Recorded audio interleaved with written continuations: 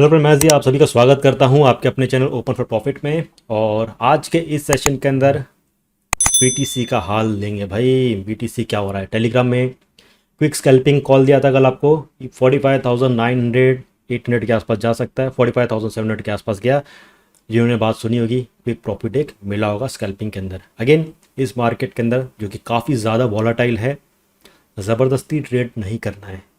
जब चीज़ें समझ आ जाए तभी ट्रेड करो, अदरवाइज मत करो। और अगेन यहाँ पे मौका बन रहा है, ज़बरदस्त स्ट्रॉन्ग सपोर्ट्स हैं, वो मैं आपको बताऊंगा बाय करने का। लेकिन अगेन मेरे कहने से कुछ नहीं होता है। पैनिक है, जब पैनिक होता है तो माइंड जो होता है वो एक डिसीजन नहीं ले पाता है। ठीक है, अंदर से डर होता है कि नुकसान तो नहीं हो गया, नुकसान तो नहीं हो गया। ठीक है, नुकसान आदमी कब करता है? टॉप पे बाय करके। ठीक है, तो बाय तभी करो जब प्राइस नीचे है। सिंपल सी मैथ है, सस्ता माल लो, महंगा बेचो।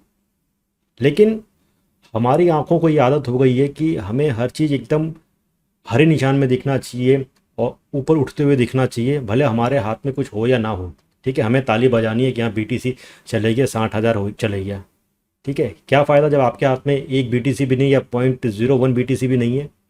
ठीक है, तो खैर समझने वाली बात है। और मैं यहाँ पे वापस से एक बीटीसी का एनालिसिस देने वाला हूँ।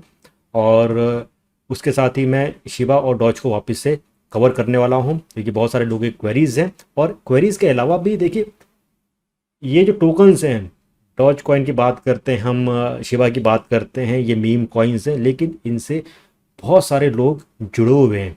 ओके, बहुत सारे लोगों का इसके अंदर निवेश है। तो मैं I am not the one कि मैं हाथ छोड़ के चले जाऊँ, नहीं, मैं आपके साथ हूँ। अभी बताते रहूँगा कि ये टोकन्स कहाँ तक जाएंगे, कहाँ तक नहीं जा सकते, ताकि आप एक डिसाइसिव डिसीजन ले सके, या आप पोजीशन खड़ी कर सके, या निकल सकें। ठीक है, वो सारी चीज़ें मैं आपको चार्ट से बताते रहूँगा, क्या करना है क्या नहीं करना है। ठीक है, तो सबसे पहले अगर हम ये पूरा एक नज़ारा देखते हैं क्रिप्टो मार्केट का, तो वो लाल निशान के अंदर था। और याद है, अगर मेरी वीडियोस कंटिन्यूसली देख रहे हैं, तो एक वीडियो के अंदर मैंने कहा था कि अभी जो है, जो मैदान है इसका 70% थोड़े लाल निशान के अंदर है, थोड़े हरे निशान के अंदर है।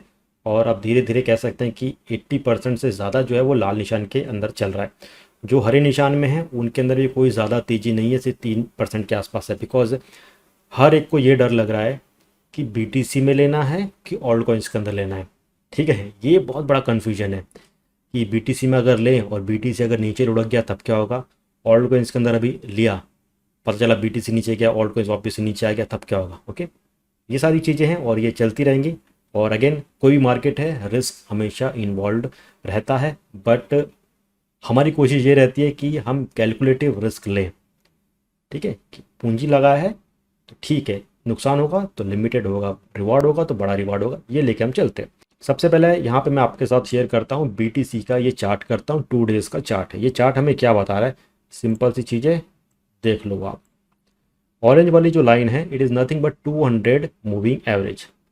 और ये हम 2019 से देख रहे हैं कि इसने अच्छा खासा एक सपोर्ट बनाया है। जब भी प्राइस यहाँ पे आया है, तो अगर मैं यहाँ पे कैलकुलेट करूँ नवंबर से लेके दिसंबर तक, ठीक है, तो महीने भर तक है ना, ये इस रेंज में घुमा है 200 मूविंग एवरेज के आसपास। फिर यहाँ से इसने बाउंस बैक लिया है। इस चीज़ को भूल जाओ, क्योंकि ये कोविड का जो न्यूज़ वगैरह आई थी उससे डंप हुआ था, अदरवाइज मार्केट इस हिसाब से चल रहा है। यहाँ पे भी सपोर्ट बना के दिया। और अगर मैं यहाँ पे आता हूँ, ओके, यहाँ पे भी आप देख सकते हैं 200 मूविंग एवरेज के आसपास अच्छा खासा यहाँ पे सपोर्ट मिला है। राइट नाउ हम यहाँ पे हैं। ओके, और मैं तो बीटीसी को लेके हमेशा पॉजिटिव हूँ। अभी जो चीज़ें मैं देख रहा हूँ, लास्ट वीडियो के अंदर भी मैंने कहा था, तो यहाँ पे इसने अच्छा खासा सपोर्ट बनाया है। अब एग्जैक्ट 200 मूविंग एवरेज जो है वो 45,468 के आसपास थी। और ये जो एक विक यहाँ पे टच हुई 45,700 के आसपास हुई है। ठीक है, बीटीसी के अंदर एंट्री जब ले रहे हो लॉन्ग टर्म के लिए, 1,000-2,000 पॉइंट सोचो ही मत। ठीक है, ये मत सोचो कि एकदम ससुरा 45,786 आएगा तभी हम इसके अंदर एंट्री लेंगे, नहीं तो नहीं लेंगे। ठीक है, तब बैठे रह जाओगे। ओके, और सब लोग आगे निकल जाएंगे। तो ये एक है। And what I think this could be the bottom. और अगर इससे नीचे आता है तो मैंने वापस आपको कहा 44,700 के आसपास भी अच्छी खासी बाइंग प्रेशर है। ये एक रेंज है। इन केस अगर हम गलत साबित हुए, कोई बात नहीं, टूटता है तो क्या होगा, हम एक एवरेज आउट करेंगे जहाँ पे ज़्यादा पॉइंट्स मिल रहे हैं। ये पॉइंट यहाँ पे कुछ मिल रहा है, दैट इज़ नियर अबाउट 38,000 के आसपास। तो ये टूटेगा तब हम आगे देखेंगे। फिलहाल हम यहाँ पे थोड़ा बहुत पॉजिटिव हैं। और अगर मैं RSI भी ओपन करता हूँ साथ में, ठीक है, ये तो सही दिख रहा है। RSI भी आप देख सकते हो, यहाँ पे मैं थोड़ा छोटा करता हूँ, हायर लोज बनाते हुए जा रहा है। अगर हम एक लंबे टाइम पीरियड में देखते हैं, हायर लोज और ये यहाँ पे आया, तो और अगर नीचे आ सकता है थोड़ा बहुत, यहाँ पे नीचे आ सकता है, तो उस सिलसिले में 40-44 के आसपास जा सकता है। ठीक है, तो this is all about BTC। और अगर मैं छोटे टाइम फ्रेम में देखता हूँ तो ये एक हॉरिजॉन्टल रेंज बाउंड के अंदर अगेन वापस चल रहा है, और ये पूरा सपोर्ट के आसपास काफ़ी अच्छा खासा है। ठीक है, तो मैं यहाँ पे कुछ BTCs, कुछ मतलब कि पॉइंट्स के अंदर, ठीक है, हम इतने बड़े आदमी नहीं है कि भाई कुछ BTCs बाय करेंगे। पॉइंट्स के अंदर हम लोग यहाँ पे कुछ बाय करने की कोशिश करेंगे। ठीक है, और नीचे आएगा तो फिर थोड़ा बहुत मैं यहाँ पे बाय करूँगा। ठीक है, this are the resistance level and my target is 56,000 के आसपास। अब शिबा को और डॉज को मैं कवर करूँ उससे पहले 3-4 मिनट का एक स्पॉन्सर्ड कंटेंट है, जिसके अंदर मैं एस्क्रो प्रोटोकॉल जो है उसके बारे में आप लोगों के साथ शेयर करने वाला हूँ, और वो टोटली अनबायस्ड रिव्यू है। सही है तो सही है, गलत है तो गलत है, कितना जा सकता है नहीं जा सकता है, करना है कि नहीं करना, सारी चीज़ें मैं आप लोगों को बताया। तो प्लीज़ वो वीडियो देख लो। अगर नहीं देखना चाहते हैं तो उतना पार्ट आप स्किप करके सीधा शिबा इनू के जो टाइमलाइन है वहाँ पे आप जा सकते हैं। ठीक है, इस सेशन को आगे कंटिन्यू करूँ उससे पहले 2 मिनट का वक्त लेना चाहूँगा आप लोग का, और यहाँ पे हम बात करेंगे एस्क्रो प्रोटोकॉल के बारे में बात करेंगे। और ये जो पार्ट है दिस इज़ स्पॉन्सर्ड कंटेंट, थोड़ा सा इसके बारे में आप लोग को बताऊँगा क्या है और क्या इसकी प्राइसिंग चल रही है। अब यहाँ पे मैं आपको पहले ये समझाना चाहता हूँ कि देखिए दुनिया भर में बहुत सारे ऐसे लोग हैं जिनके पास एक से बढ़कर एक आइडियाज़ हैं, स्ट्रैटेजीज़ हैं, जिसको लेके एक अच्छा खासा बिजनेस स्टार्ट किया जा सकता है। लेकिन एक जो इम्पॉर्टेंट ज़रूरत आती है किसी भी चीज़ को स्टार्टअप करने के लिए, वो होता है पैसा। फंडिंग चाहिए रहती है। जब तक हाथ में पैसा नहीं है, आइडियाज़ कितना भी अच्छा हो नहीं चल सकती। जब तो यहाँ पे एस्क्रो प्रोटोकॉल जो है ये एक तरह का क्राउड फंडिंग कराते हैं। सपोज़ कीजिए आपके पास कोई आइडियाज़ है, ओके, तो ये आपके जो प्रोजेक्ट है उसको लिस्ट करते हैं, और उस प्रोजेक्ट्स के आप पूरा टाइमलाइंस वगैरह बताते हैं कि ये कर सकते हैं, रोड मैप बताते हैं, ओके, और सारी डिटेल्स बताते हैं। उसको देख के ये अपने प्लेटफॉर्म पे उसको लिस्ट करेंगे। लेकिन लिस्ट करने से पहले वो लिस्ट होगा कि नहीं होगा, इसके ऊपर भी सारी चीज़ें होती हैं। कौन डिसाइड करता है? तो इसके जो इन्वेस्टर्स होते हैं, ओके, जो इस टोकन के होल्डर्स हैं, उनके पास गवर्नेंस पावर होती है कि हाँ इस प्रोजेक्ट को हम देखते हैं और इसको लिस्ट किया जाए। ठीक है, तो यहाँ पे एस्क्रो टोकन का जो एक रोल इंपॉर्टेंट प्ले होता है। तो यहाँ पे एस्क्रो प्रोटोकॉल जो है ये क्या करता है कि ठीक है, इन्वेस्टर्स ने अगर पैसा दिया है तो पूरा पैसा जो स्टार्टअप होता है उसको नहीं मिलेगा। आपने जो रोड मैप बताया है उस हिसाब से आप अपनी प्रोग्रेस बताओ और उस हिसाब से आपको फंडिंग दिया जाएगा। ठीक है, तो यहाँ पे क्या रहता है, जो इन्वेस्टर्स होते हैं वो सेफ होते हैं, और इन्वेस्टर का जो पैसा होता है जो एस्क्रो के पास पड़ा है उसको यील्ड फार्मिंग के अंदर लगाया जाता है, और उससे अच्छा खासा जो रिटर्न मिलता है वो आगे इन्वेस्टर्स को डिस्ट्रीब्यूट किया जाता है by keeping certain amount of commission. Escrow protocol will be 100% DAO, यानी कि डिसेंट्रलाइज्ड ऑटोनोमस ऑर्गेनाइजेशन। इसमें कोई भी चीज़ सेंट्रलाइज्ड नहीं होगी और कम्युनिटी गवर्न होगी। जो कम्युनिटी कहेगी कि हाँ इसको लिस्ट करना है, उसी चीज़ को वो लिस्ट किया जाएगा। While the funds are held in escrow, they allocate them to yield farming protocols and pay 80% to investors। जितना रिटर्न मिलता है 80% भाई इन्वेस्टर तुम रखो, ओके, और 20% हमारे पास। और स्टार्टअप अगर काम करते हैं तो ठीक है, उनको भी वहाँ पे फंड रिलीज किया जाएगा, ओके।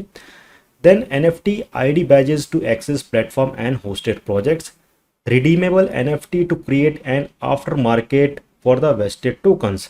ये इनके टोकन्स हैं टोटल, ओके। कितना टोकन किस किस चीज़ के अंदर डिवाइड किया वो सारी चीज़ यहाँ पे दी गई है। जैसे कि हम प्राइवेट सेल की बात करते हैं, पहला जो हुआ है उसमें 11% के आसपास गया है, ओके। तो वेस्टिंग टर्म्स में क्या होता है कि हर कुछ हफ्तों के बाद छोटा छोटा अमाउंट रिलीज होता है, एक साथ नहीं होता है। इससे क्या होता है कि कोई भी टोकन जिसके पास है वो डंप ना करे, ये इंपॉर्टेंट चीज़ है। तो प्राइवेट सेल में जो सेल प्राइस थी 0.02 के आसपास थी, और 10% रिलीज एट लिस्टिंग, और उसके बाद से वीकली रिलीज जो है। Then community decision making with investment relative voting power, reputation based scoring system allows utilisation of expert opinions within the community. और जैसे कि यहाँ पे इसका प्राइवेट सेल टोकन ऑलरेडी हो चुका है, ओके। और अगर आपको इसको टोकन्स वगैरह परचेज करने हैं, again this is not a financial advice, आपको हर चीज़ अच्छे से देखना है, परखना है, ठीक है, उसके बाद ही आप इसको बाय वगैरह कर सकते हैं। तो आइडियोज़ वगैरह इसका ऑलरेडी जो हो चुका है, तो अभी कहाँ से ये मिल सकता है, तो कुछ साइट्स हैं, जैसे कि मैं कहता हूँ क्विक स्वैप है, उसके ऊपर आप जा सकते हैं। और USDC है, उसके पेयर में अगर आप इसको देखते हैं एस्क्रो को, तो 1 USDC में आपको मिलता है 28 के आसपास मिलता है, आप यहाँ से बाय कर सकते हैं। और एक और इम्पॉर्टेंट चीज़ मैं आपको यहाँ पर बताना भूल गया, आपको बताना भूल गया कि एस्क्रो प्रोटोकॉल है, it is on the polygon blockchain, okay, उसके ऊपर है ये, आप देख सकते हैं, ओके। और यहाँ पे थोड़ा सा एक नज़र डाल लेते हैं, 1000 लोगों की वॉच लिस्ट के अंदर है, उनकी नज़र है इसके ऊपर। और वॉल्यूम, इतनी खास वॉल्यूम यहाँ पे मुझे नहीं दिख रही है, ओके। तो ये मेरे हिसाब से थोड़ा सा यहाँ पे एक नेगेटिव पॉइंट है, ओके। वॉल्यूम इसकी इतनी नहीं है और ये अभी लिस्टेड हुआ है। दूसरी चीज़ मैं यहाँ पे एक और चीज़ यहाँ पे नोटिस करूँगा, और जो फैक्ट है वो फैक्ट आपके साथ में शेयर करूँगा, जो मुझे थोड़ी सी सही नहीं लगी यहाँ पे, कि ठीक है यहाँ पे ये लिस्टेड हुआ, प्राइस ऊपर गया, उसके बाद से प्राइस नीचे नीचे है, और जब तक ये लिस्टिंग पीरियड में इसकी वॉल्यूम काफ़ी अच्छी खासी थी, उसके बाद से आप देखो वॉल्यूम जो है वो धीरे धीरे धीरे कम होती जा रही है, ठीक है। तो बहुत नीचे की तरफ है, और अगेन टोटल ओवरऑल मार्केट जो है वो भी नीचे की तरफ है। तो थोड़ा सा यहाँ पे सोच समझ के निवेश करना है। और ये पॉलीगॉन के ऊपर यहाँ पे ये लिस्टेड है, टोकन कॉन्ट्रैक्ट्स वगैरह सारी चीज़ें आप यहाँ पे देख सकते हैं। तो क्विक स्वैप का मैंने बता दिया, उसके बाद आप विंग स्वैप पे भी जा सकते हैं, और यहाँ पे भी आप जो USDC है उसके थ्रू आप एस्क्रो ले सकते हैं, या मैटिक के थ्रू भी आप एस्क्रो बाय कर सकते हैं, ठीक है। देन फार्मिंग की हम बात करते हैं, तो एक और ऑप्शन है यहाँ पे USDC एस्क्रो है, यहाँ पे आप स्टेक कर सकते हैं। और राइट नाउ जो APR रिटर्न बता रहा है वो 139% के आसपास बता रहा है। अब ये तो ठीक है, लेकिन मैं यहाँ पे एक चीज़ और देख रहा हूँ कि जो लिक्विडिटी है वो बहुत कम है, सिर्फ $37,000 के आसपास है, ठीक है। तो ये यहाँ पे थोड़ी सी मुझे चिंता वाली बात लगती है कि अगर सपोज कर हम इसके अंदर आते हैं, ओके, जैसे ये कह तो रहे हैं कि भाई प्रोजेक्ट बहुत अच्छा खासा है, ये वो है, बट लिक्विडिटी यहाँ पे बहुत कम है। कभी भी किसी ने बड़े ने अपना बैग पूरा खाली किया यहाँ पे, तो ये जो 140 है ये हो जाएगा यहाँ पे 2-3% हो जाएगा, ठीक है। तो यहाँ पे मैं थोड़ा सा चौकन्ना रहने के लिए कहूँगा। और अगर मैं डेक्स टूल्स के ऊपर जाता हूँ, तो ये इसका चार्ट यहाँ पे दिख रहा है इन पेयर ऑफ USDT, आप देख सकते हो प्राइस ऊपर गया, उसके बाद से नीचे नीचे, ठीक है। तो राइट नाउ कुछ खास मूवमेंट नहीं है। तो ये था एक unbiased review on escrow protocol, जो मैंने आप लोगों के साथ शेयर किया है, सारी चीज़ें बता दी हैं, कहाँ पे पॉजिटिव है, कहाँ पे नेगेटिव है। और आप अगर मेरे से पूछोगे कि भाई मैं क्या करूँगा इसके अंदर, मुझे लेना चाहिए कि नहीं लेना चाहिए, तो मैं फ़िलहाल जो फार्मिंग है उसमें तो मुझे लिक्विडिटी बिल्कुल नहीं दिख रही है, तो मैं उसके अंदर नहीं पड़ने वाला हूँ। और अगर ये नीचे आता है, प्राइस अभी नीचे चल रहा है, मार्केट की कंडीशन भी इतनी सही नहीं है, सो अगर इन्वेस्ट कर रहे हैं तो ये दिमाग में एक बैठाना है कि ज़्यादा इन्वेस्ट नहीं करना है, छोटा मोटा इसमें डालना है, और फिर इंतज़ार करना है एक लॉन्ग टर्म के लिए कि हाँ प्राइस ऊपर जा सकता है, ठीक है। क्योंकि अभी मार्केट पूरा नीचे है, तो ये भी उसी हिसाब से नीचे की तरफ चल रहा है, ठीक है। तो ये था ऑन एस्क्रो प्रोटोकॉल। अब हम वापस से चलते हैं हमारी एनालिसिस के ऊपर, और कुछ और कॉइन्स हैं उनको छानने की और टटोलने की कोशिश करते हैं। Again for escrow protocol this is not a financial advice, और again this was a sponsored content. अब हम हमारे रियल कंटेंट के ऊपर चलते हैं, ठीक है। चलिए बात करते हैं शिबा इनू की, बात करते हैं क्या करना चाहिए। जैसे मैंने लास्ट वीडियो के अंदर कहा था कि ये एक इंपॉर्टेंट लोकल सपोर्ट है, और ये अगर मैं यहाँ पे थोड़ा बड़ा करता हूँ, ठीक है, बारीकियों पे नज़र डालनी चाहिए। अभी देखो क्या हुआ यहाँ पे, जो 4 आवर्स का है, यानी कि पिछले 12 घंटे पहले ये विक यहाँ पे आई थी, 3200 के आसपास आई थी, और यहाँ से ये अच्छा खासा एक हैमर कैंडल बना है, फिर यहाँ पे वापस से इसको एक सपोर्ट मिला है, और ये दो लास्ट 4 आवर्स के जो कैंडल्स हैं ये ग्रीन के अंदर, तो ये सपोर्ट की तरह ऐड कर रहा है, ठीक है। तो यहाँ से बाउंस बैक लेगा, अच्छा खासा प्राइस ऊपर उम्मीद कर सकते हैं जा सकता है, अगर नहीं आता तो नीचे आता, देन यहाँ पे हमें उसको एवरेज आउट करना है। तो यहाँ से भी अगर एक अच्छी रेंज मिल रही है, यहाँ से ऊपर जाता है तो गुड प्रॉफिट है। और एक मेजर ब्रेकआउट की अगर आप इंतज़ार करते हैं, तो ब्लैक लाइन जो है जिसकी इसको ब्रेक करना इंपॉर्टेंट है, जो 4000 के आसपास है, ठीक है। तो ये शिबा इनू के ऊपर है, और अगर आपको एक डिटेल पूरा और जानना है शिबा इनू के बारे में, तो प्रीवियस जो वीडियो है शिबा इनू और डॉज के ऊपर, तो आप देख लेना, ठीक है। चलिए बात करते हैं डॉज कॉइन का क्या करना चाहिए, ठीक है। डॉज कॉइन को देखो स्क्वीज करके रखा है, 1 डे का चार्ट एकदम बढ़िया सपोर्ट लेवल पे है, सिंपल सिनेरियोज हैं, सपोर्ट यहाँ पे अच्छा खासा बन रहा है, ये ब्लैक लाइन जो है काफ़ी क्लोज आ रही है ग्रीन कैंडल के आसपास, और यहाँ से अगर ब्रेक करता है 18 सेंट के ऊपर जाता है तो अच्छा खासा हम 22 सेंट के आसपास देख सकते हैं, और उसके ऊपर और अच्छा खासा देख सकते हैं। और इन केस अगर नीचे आता है इस लाइन से, अगर नीचे आता है 15 सेंट से नीचे आता है, तो आप इसके अंदर एक क्विक प्राइस नीचे की तरफ देख सकते हैं जो 13 सेंट प्रीवियस सपोर्ट के आसपास या 8 सेंट के आसपास ये जा सकता है। तो मीम कॉइन्स के मार्केट के अंदर डॉज कॉइन, शिबा है, इन सब का दबदबा चल रहा है अच्छा खासा। तो सस्ते में अगर मिलता है तो उतना ही डालो जितना आप, एक लॉस होता है तो भी दुख ना हो, या एक लॉन्ग टर्म के लिए आप उसको पकड़ सको, ठीक है। क्योंकि प्रॉफिट देगा तो बहुत ज़बरदस्त देगा, अदरवाइज़ आपको होल्ड करना पड़ेगा। देखिए प्रॉफिट के मामले में अगर बात करते हैं तो जितना प्रॉफिट मीम कॉइन्स ने दिया है ना, उतना किसी कॉइन्स ने नहीं दिया है। और लोगों का इंटरेस्ट है इसके अंदर, क्योंकि लोग इसमें निवेश कर रहे हैं। हर इंसान को पता है रिस्क फैक्टर क्या है, क्या ये पॉजिटिव है, क्या ये गलत है। कोई यहाँ पे कोई बच्चा नहीं है। और ट्रेडिंग का सिंपल सा एक रूल होता है, याद रखो, जो मैं हमेशा मानता हूँ, डेट इज़ प्रॉफिट। कभी भी किसी भी कॉइन के साथ दोस्ती मत करो, इमोशनली अटैच मत हो। मतलब कि हमने फॉर एग्जांपल, मैंने सपोज करो इथेरियम लिया है और मैंने 3,000 का लिया, अब इथेरियम आ गया $100 के आ गया, या सपोज करो 1500 पे आ गया, लोग बोल रहे हैं कि यार ये तो नीचे जा रहा है निकल जाओ। मैं कह रहा हूँ कि भैया नहीं, ये मेरा जिगरी है इथेरियम, मैं इसको नहीं छोड़ना चाहता हूँ, चाहे ये नीचे आ जाए। तो ये जो बात कहलाएगी ये बेवकूफ़ी कहलाएगी, ठीक है, कि आप उसके साथ इमोशनली अटैच हो। नहीं भाई, 3,000 का लिया है, 2500 2800 आया, निकल जाओ। अब मेरा ये काम का नहीं है, क्यों? क्योंकि मुझे प्रॉफिट नहीं दे रहा है। मैं ट्रेडर हूँ, मुझे प्रॉफिट चाहिए। ओके, ये हमारा एम होना चाहिए। ओके, तो आप स्टॉक मार्केट में भी ले लो, ठीक है। स्टॉक मार्केट में भी ऐसे पेनी स्टॉक्स कहते हैं, ठीक है, जो कभी आपको दिखेगा, चमकते हुए दिखेंगे। इनफैक्ट टीवी पे भी कवर होते हैं कि यार ये इतना बढ़ गया, ये इतना बढ़ गया, ठीक है। हर जगह होता है, ठीक है। So it's all up to you, आप ट्रेडिंग किस हिसाब से करते हैं, इमोशनली करते हैं या टेक्निकली करते हैं, फंडामेंटल चीज़ को पकड़ के करते हैं या प्रॉफिट को लेके पकड़ते हैं। It's all up to you. तो ये था क्विक अपडेट ऑन बीटीसी। उसके साथ हमने यहाँ पे कवर किया है शिबा को, कवर किया है डॉज को किया है, और उसके साथ हमने एस्क्रो प्रोटोकॉल को भी यहाँ पे कवर किया है कि प्राइस क्या है, क्या जा सकती है। Again, escrow protocol is not a financial advice. आपको अगर निवेश करना है तो अच्छे से सारी चीज़ों को देख लेना, परख लेना, समझ लेना, बढ़िया लगे तो ही निवेश करना, वो भी छोटा मोटा अमाउंट, ठीक है। तो वीडियो पसंद आई, एनालिसिस पसंद आए तो इस वीडियो को ज़्यादा से ज़्यादा लाइक ठोक देना है, क्योंकि इसी चैनल के ऊपर आपको जेन्युइन एनालिसिस मिलेगी, जेन्युइन बातें मिलेंगी समझने के लिए, जो आपको ट्रेडिंग में मदद करेगा, ठीक है। तो वीडियो को यहीं पे वाइंड अप करता हूँ, जल्द मिलेंगे, तब तक take care and have a great day.